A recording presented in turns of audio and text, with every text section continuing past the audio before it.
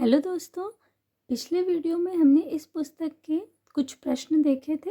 आज हम उसी के आगे प्रश्नों को देखेंगे, तो हम सीधा प्रश्नों पर आते हैं। अगला प्रश्न है कि हिंदी साहित्य के इतिहास लेखन की परंपरा का सूत्रपात किया था। तो हिंदी साहित्य के इतिहास लेखन की परंपरा का सूत्रपात यानी सबसे पहले हिंदी साहित्य का इतिहास लेखन किसने आरंभ किया, तो वो थे गारसादा तासी, जो कि एक फ्रेंच विद्वान थे। हिंदी साहित्य के इतिहास लेखन की परंपरा का सूत्रपात गारसादा तासी ने किया था। इनकी पुस्तक फ्रेंच भाषा में है। इनकी पुस्तक का नाम इस्तवार द ला लिटरेच्यूर हिंदुस्तानी है। ये पुस्तक 2 भागों में विभक्त है, जिसका प्रकाशन क्रमशः 1839 और 1847 ईस्वी में हुआ। द्वितीय संस्करण में ये 3 भागों में विभक्त हो गई थी और जिसका प्रकाशन 1871 ईस्वी में हुआ था।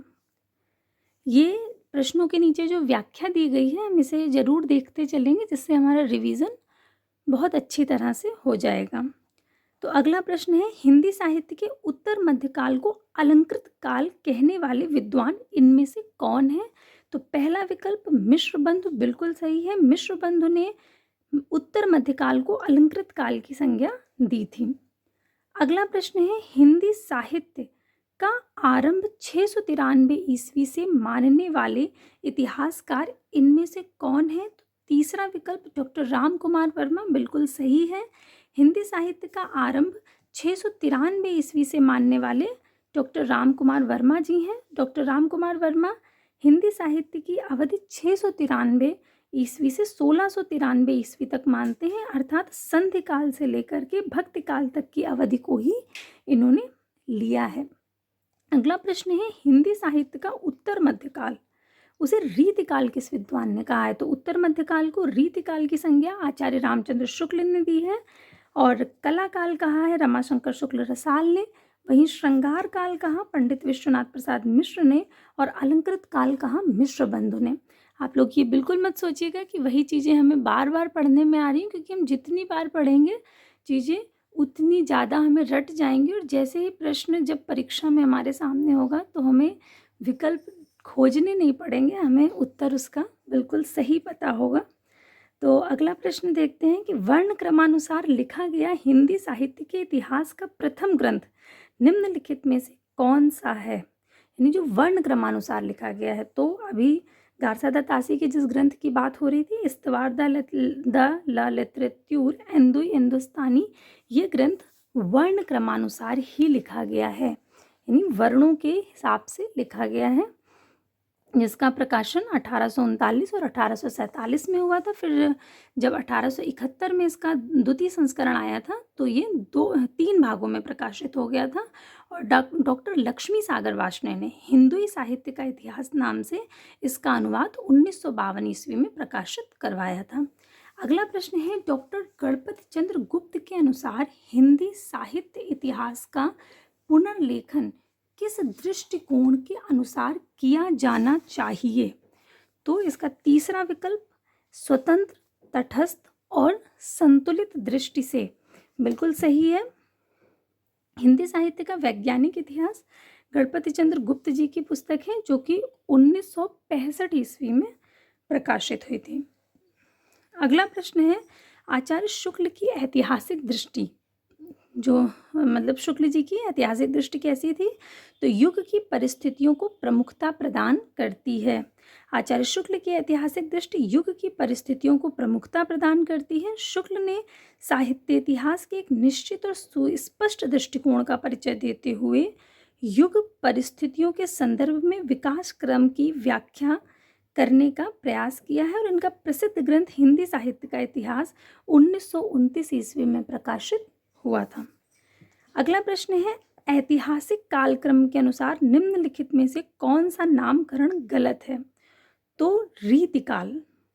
ऐतिहासिक कालक्रम के अनुसार दिए गए नामों में रीतिकाल नाम गलत है। आदिकाल, मध्यकाल तथा संक्रांति काल नाम ऐतिहासिक कालक्रम की दृष्टि से सही है। अगला है, निम्नलिखित में से किस लेखक ने कालों की रचनाओं विशेष प्रवृत्ति के अनुसार उनका नामकरण किया है। तो प्रवृत्ति को ध्यान में रखते हुए नामकरण किया है रामचंद्र शुक्ल जी ने।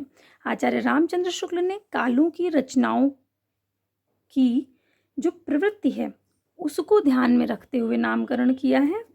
इनका जो इतिहास लेखन है वो विधेयवादी पद्धति इन्होंने अपने इतिहास लेखन में अपनाई है। ये प्रश्न बहुत बार पूछा जाता है कि शुक्ल जी ने किस पद्धति के अनुसार अपना इतिहास ग्रंथ लिखा है। तो विधेयवादी पद्धति को अपनाते हुए शुक्ल जी ने अपने इतिहास ग्रंथ को लिखा है। शुक्ल जी ने जो विभाजन किया है उसे भी एक बार देख लेते हैं। आदिकाल, पूर्व मध्यकाल, उत्तर मध्यकाल और आधुनिक काल। आदिकाल अर्थात वीर गाथा काल, पूर्व मध्यकाल यानी भक्ति काल, उत्तर मध्यकाल यानी रीति काल और आधुनिक काल यानी कि गद्य काल, जो कि इनका समय है आदिकाल का 1050 से 1375, भक्ति काल 1375 से 1700, रीति काल 1700 से 1900 और आधुनिक काल 1900 से 1984। ये आचार्य रामचंद्र शुक्ल के अनुसार है। अगला प्रश्न, निम्नलिखित में से क्या हिंदी साहित्य इतिहास लेखन का आधार या स्रोत नहीं हो सकता है? तो रचनाओं का मौखिक उल्लेख, तीसरा विकल्प बिल्कुल सही है। रचनाओं के मौखिक उल्लेख के आधार पर हिंदी साहित्य का इतिहास नहीं लिखा जा सकता। रचनाओं का मौखिक उल्लेख हिंदी साहित्य इतिहास लेखन का आधार या स्रोत नहीं हो सकता। आधार या स्रोत क्या हो सकते हैं, यानी किसके आधार पर हिंदी साहित्य का इतिहास लिखा जा सकता है? तो वो ऐसी सामग्री क्या है, जैसे शिलालेख हो गए, साहित्यकारों की प्रकाशित या अप्रकाशित रचनाएं हो गई, ताम्रपत्र हो गए, भोजपत्र हो गए, सिक्के, पुरातत्व संबंधी अन्य सामग्री साहित्य इतिहास लेखन का आधार हो सकते हैं। अगला प्रश्न है, निम्नलिखित में से कौन सी पुस्तक आचार्य हजारी प्रसाद द्विवेदी की नहीं है? तो दूसरा विकल्प सही है, हिंदी साहित्य की आलोचना। ये हजारी प्रसाद द्विवेदी जी की पुस्तक नहीं है। अन्य तीनों पुस्तकें हजारी प्रसाद द्विवेदी जी की हैं। हिंदी साहित्य का उद्भव और विकास, हिंदी साहित्य की भूमिका, हिंदी साहित्य का आदिकाल। अगला प्रश्न, आचार्य रामचंद्र शुक्ल के अनुसार आदिकाल का समय है। तो अभी हमने ऊपर देखा था, उनके अनुसार 1050 से 1375 विक्रमी आदिकाल का समय है। उसके बाद पूर्व मध्यकाल या भक्ति काल हम देखते हैं तो वो 1375 से 1700, रीति काल 1700 से 1900 और आधुनिक काल 1900 से 1984।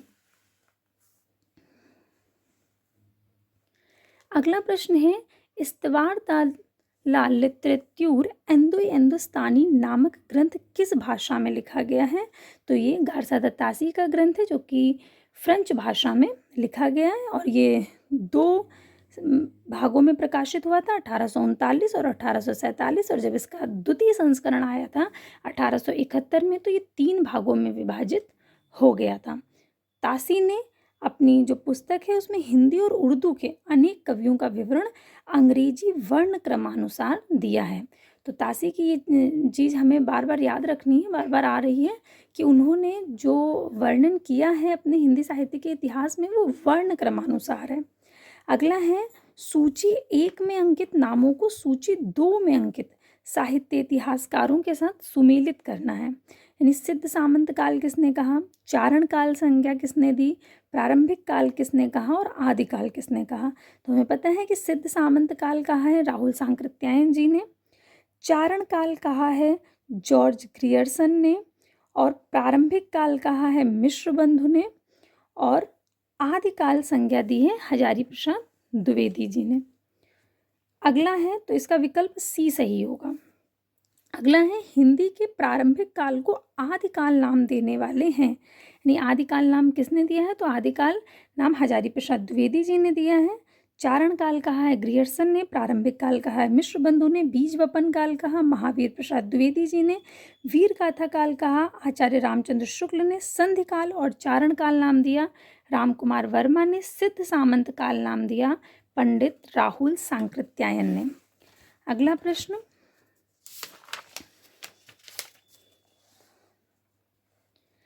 प्रश्न, है ज्ञान राशि के संचित कोश का नाम साहित्य है।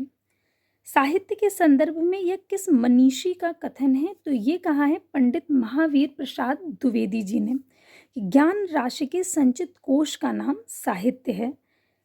यह कथन सरस्वती पत्रिका के ख्यातिलब्ध मूर्धन्य मनीषी पंडित महावीर प्रसाद द्विवेदी जी का है। इन्हीं के नाम पर हिंदी साहित्य के काल विशेष का नाम द्विवेदी युग पड़ा था। हिंदी साहित्य के इतिहास का काल विभाजन करने वाले प्रथम इतिहासकार कौन हैं? काल विभाजन किसने किया?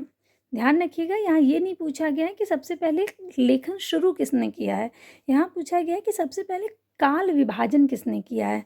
तो काल विभाजन सबसे पहले किया जॉर्ज ग्रियर्सन ने। हिंदी साहित्य के इतिहास का काल विभाजन करने वाले प्रथम इतिहासकार जॉर्ज ग्रियर्सन है। ग्रियर्सन ने अपने इतिहास में केवल प्रवृत्तिगत काल विभाजन किया है। ये काल विभाजन इस प्रकार है, सबसे पहले उन्होंने चारण काल, फिर 15वीं सदी का धार्मिक पुनर्जागरण, जैसी की प्रेम कविता, ब्रज का कृष्ण संप्रदाय, मुगल दरबार, तुलसीदास, रीति काव्य, तुलसीदास के अन्य परवर्ती, 18वीं शताब्दी कंपनी के शासन में हिंदुस्तान, महारानी विक्टोरिया के शासन में हिंदुस्तान, इन नामों से किया है। जिसमें ये पहला वाला बहुत बार पूछते हैं कि चारण काल नाम किसने दिया है, तो चारण काल नाम किसने दिया है? जॉर्ज ग्रियर्सन ने। अगला प्रश्न है रामचंद्र शुक्ल के वीर गाथा काल को आदिकाल किसने कहा है? तो आदिकाल कहा है हजारी प्रसाद द्विवेदी जी ने। चारण काल जॉर्ज ग्रियर्सन ने, प्रारंभिक काल मिश्र बंधु ने, बीज वपन काल महावीर प्रसाद द्विवेदी, वहीं वीर गाथा काल शुक्ल जी, सिद्ध सामंत राहुल सांकृत्यायन, वीर काल विश्वनाथ प्रसाद मिश्र, संधि काल और चारण काल डॉक्टर राम कुमार वर्मा और आधार काल कहा है सुमन राजे ने।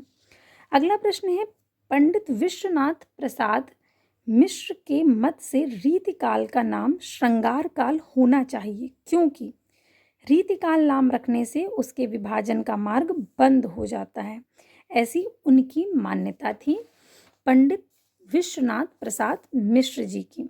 उनके अनुसार ऐसा करने से उसके विभाजन का मार्ग जो है वो बंद हो जाता है। अगला है हिंदी साहित्य 20वीं शताब्दी, इसके रचयिता कौन है?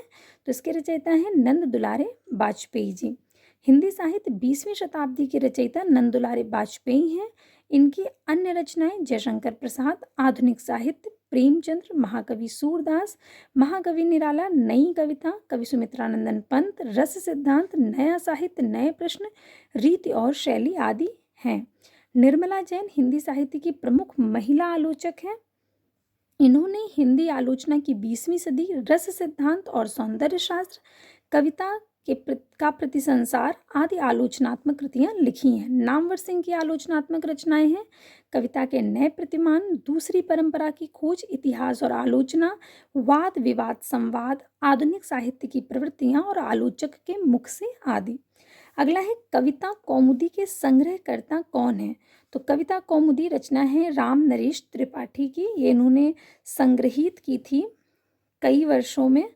कविता कौमुदी के संग्रहकर्ता राम नरेश त्रिपाठी हैं। कविता कौमुदी में 15,000 से अधिक लोकगीतों का संग्रह है।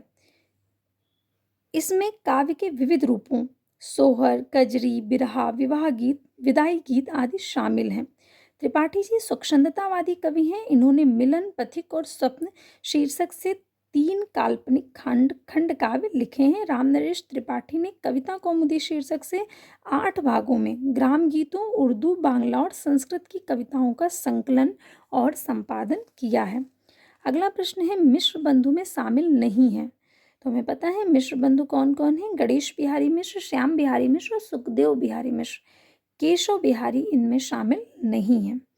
अगला है मिश्र बंधुओं के अनुसार हिंदी का प्रथम गद्य लेखक है। तो मिश्र बंधुओं ने हिंदी का प्रथम गद्य लेखक गोरखनाथ को माना है। गोरखनाथ को नाथ साहित्य का आरंभकर्ता माना जाता है। गोरखनाथ की रचनाओं को पीताम्बर दत्त बड़थ्याल ने गोरख बानी नाम से संपादित किया और सरहपा को हिंदी का प्रथम कवि स्वीकार किया जाता है। तो ये चीज़ हमें याद रखनी है कि मिश्र बंधुओं ने पहला गद्य लेखक किसे माना है? गोरखनाथ जी को।